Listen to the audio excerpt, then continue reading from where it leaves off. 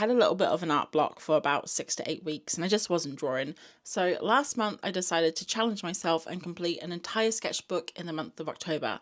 And I did it. I finished last night, technically the 1st of November, but I won't tell if you won't. So this is my October sketchbook. It's a pith sketchbook. I tried to paint the cover at the end after I filled the entire sketchbook to kind of see the vibe of the sketchbook. This one was clearly Halloween inspired because it's just been Halloween. I found this page blank last night, so I just did a little tree with the title here, October 2025.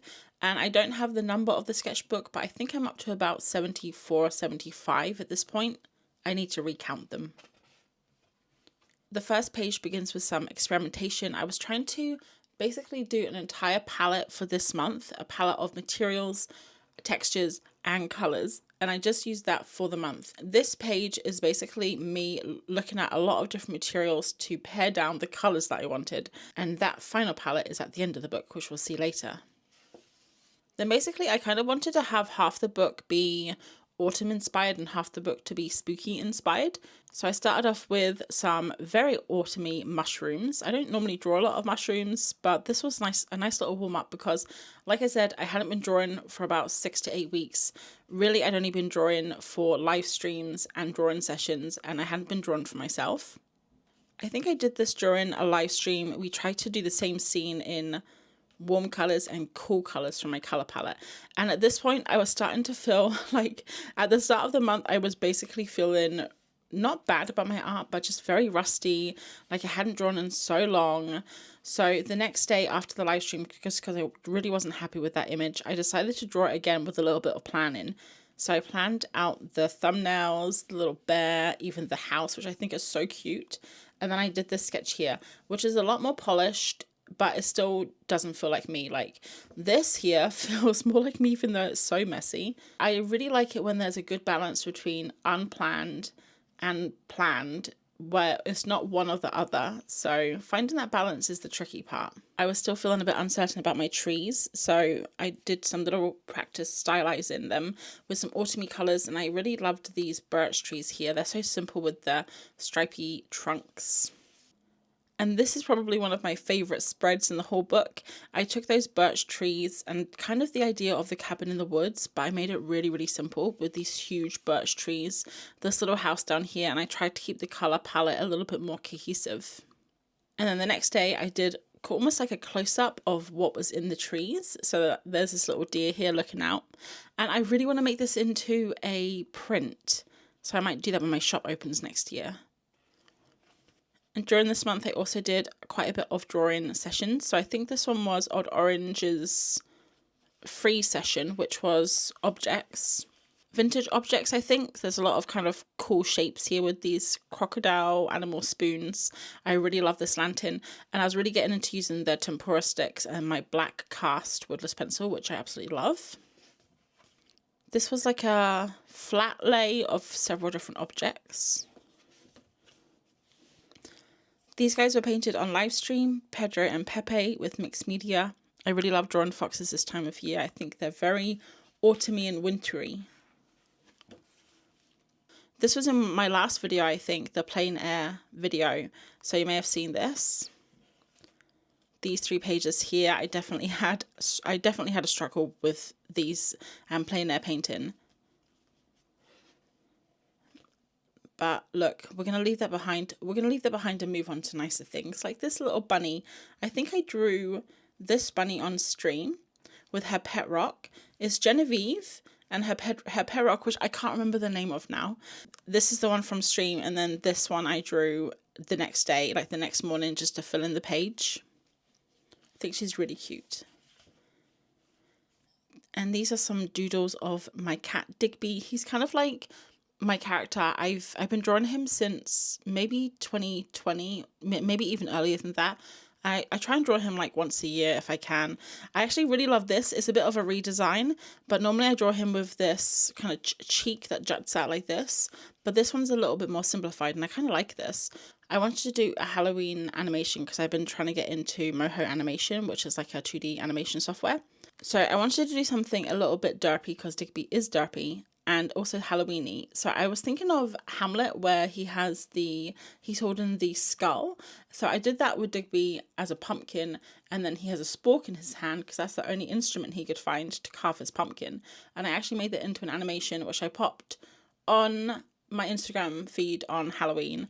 And I do want to try and do a little bit more animation, but that was a very basic. So if you're like a big 2D animator, feel free to ignore that and come back in another month, because I'm actually going to be doing a course this month on moha animation. And this was like the final sketch that I did. It's just fun doodling and like planning out a drawing, even though I always love the sketch more than the final.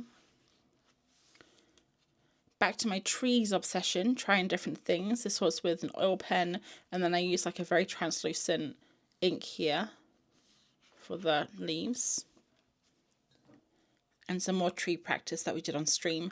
I'm not really a big fan of any of these trees. I kind of want to find a way to draw them that I like, but I'm still working on it. I also drew this owl on stream, and I really, really love this owl. I love the neon orange, and it would be such a fun print, but I would have to remake the background because this neon wouldn't print and it wouldn't really scan or photograph very well. And I was going to do another owl on this page, but I never did, and I think it's okay like that. Another odd orange session. This was Halloween, so we did lots of little doodles. I really like this little moon. It's very cute. And I think this was scenes from movies, so lots of random bits and pieces in here. I love this vampire guy. And this guy here from Beetlejuice, I think.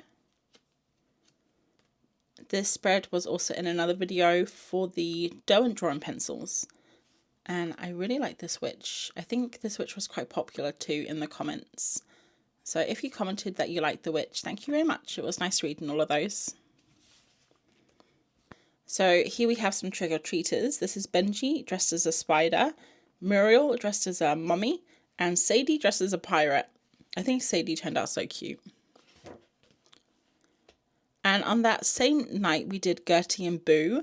And this was a witch that I started off. If you haven't seen it, I think that live stream is kind of funny and also shows how an illustration can go completely the wrong way or a different way than you expected, because I was going to draw her, I think I wanted to draw her flying her broomstick or doing something, but in the end I flung her leg over and it just looked so weird. I was going to paint over it, but everyone said not to, so I kept going and we made her a dancing witch, her flying cat here. It's a little bit messy because it's pastel and I didn't put anything in between the pages, but when it's in my sketchbook, if I'm not planning to do anything with that, I normally don't worry too much about fixating it, even though I probably should get into the habit. This is a page of trick-and-treaters that I did while watching Emma Carlisle's talk that she did a couple of weeks ago, and I just was kind of in the trick-or-treater mood. These guys turned out really weird, but I really love this little girl here, even though she doesn't have a neck. And this one here, her side angle, I never do a side profile of a face. It did turn out a little bit strange, but I really like it actually. And this image here I did from a photo I took in Kendall a couple of weeks ago, and I kind of tried to spookify it, so I made it a bit darker. I added in like a cat and a bat, and I really like this. And I actually have the whole process video, like real time talking through it all, on my Patreon if you're interested in that. And this was for my Patreon Zoom this month. We did a spooky Zoom and we did lots of different types of exercises and we had little games on there. It was really fun. This one here was to draw a spooky house with one line, like you couldn't pick your pen off the page. This was, you had to give the pumpkins faces, and then you had to draw a familiar with a little Halloween outfit on, or a little outfit on. And then we had some monsters here that you had to make out of different shapes. My monsters weren't very good, but a lot of other people's monsters were so fun. This one here, you had to give the characters expressions. So I had basically erased the faces in the photos, which was really scary to look at. And then you had to give them expressions depending on what the photo description was. And this one was you had to make up your own scene. So you picked a background, a type of ghost, and there were some other bits and pieces. I really love this. I think this would be a really, really cute print as well for Halloween next year, maybe. It's kind of sad to do Halloweeny stuff on Halloween and then think that would make a really nice product, because then you'd have to wait for next year. But maybe, do people like Halloween things all year round? And these are some other little characters, just marker characters, taking up a lot of space here, which I like to see.